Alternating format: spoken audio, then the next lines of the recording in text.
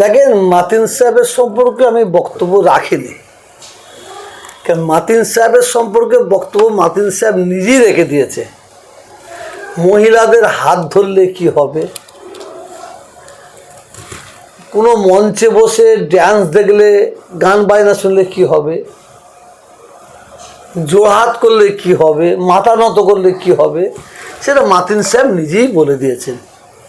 এবং মাতিন সাহেবের বড় ভাই আব্দুল কাইম সাহেব তানার সম্পর্কে বলে দিয়েছে, এই ধরনের কাজ করলে কি হবে না হবে বলে দিয়েছে। তবে আমার একটা আশ্চর্য লাগলো, কিভাবে মুসলমানগুলোকে মুরগি বানানো হচ্ছে। মমতা ব্যানার্জির বহু প্রচার আমি দেখেছি, বহু মঞ্চ নাকি দেখেছি।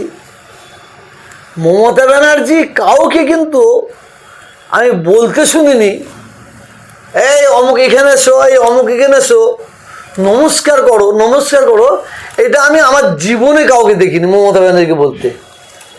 কিন্তু মতিন সাহেবকে মুরগি বানাবার জন্য উষা রানীকে ডাকলো এবং মতিন সাহেবকে ডাকলো, ডেকে বলল নমস্কার করো, নমস্কার করো। এই কথাটা ওনার জীবনে, ওনার লাইফে, মমতা ব্যানার্জির লাইফে প্রথম বলতে আমি শুনলাম। এর আগে একটাও আপনারা দেখাতে পারবেন না। অর্থাৎ কলে কৌশলে মতিন সাহেবকে মুরগি বানিয়ে ফেলেছে, এটা আমি বলতে পারি। কিন্তু আমার মনে হয় মতিন সাহেব এসব সহ্য করতে পারবে না।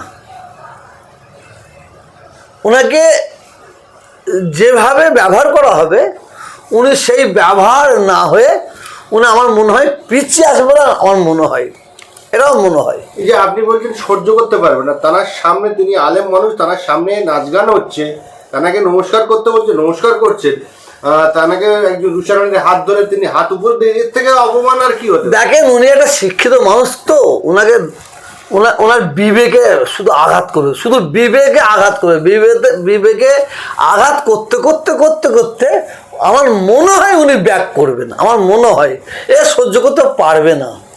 কেন, উনি একটা আলেম মানুষ, এটা অস্বীকার করা যাবে না, আলেম মানুষ। তো একটা মহিলার হাত ধরলে কি হয়, গান বাজনার মঞ্চে বসলে কি হয়, জোড়হাত করে মাথা নত করে জোড়হাত করলে কি হয়, ইসলাম সম্পর্কে জ্ঞান আছে তো। আমি ওনার সম্পর্কে বক্তব্য রাখতে চাই না, শুধু আমি বলবো একটা কথা, ওনার এইসব কাজগুলো করলে কি হয় না হয় এর আগে উনি বক্তব্যের মাধ্যমে বলে দিয়েছে, ওনার বড় ভাই বলে দিয়েছে। এরপর আমার কোনো মন্তব্য নেই। তবে কলে কৌশলে মতিন সাহেবকে মুরগি বানিয়ে ফেলেছে, আরও মুরগি বানাবে, কতটা সহ্য করতে হবে এটা ওনার ব্যাপার। এই যে মাতিন সাহেব বেশ কয়েক বছর আগে যখন আপনার ভাইপো আব্বাস এবং নওশাদ সিদ্দিকী যখন দল তৈরি করে, তখন বলেছিল ফোজা, নাম না করে বলেছিল। আর এখন মতিন সাহেবকে সেই কথা ফিরিয়ে দিচ্ছে সাধারণ মানুষ, পশ্চিমবাংলার নাম ধরে ধরে ওনাকে ফজা বলছে। তখন মতিন সাহেব একা বলেছে, এখন বাংলার মানুষ মতিন সাহেবকে বলছে। তখন মতিন সাহেব ফজা বলেছে নাম ধারণ ধরে একজনকে, এখন বাংলার মানুষ থানাকে বলছে। ইট মারলে পাটকেল খেতে হবে, এর তো কোনো মানে এর কোনো তো ভুল নেই।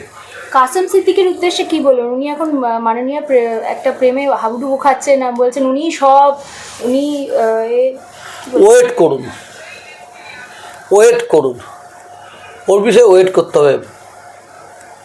মানে ওর সম্পর্কে আমি যা বলার বলেছি, ওর সম্পর্কে আমি আর বলতে রাজি নই।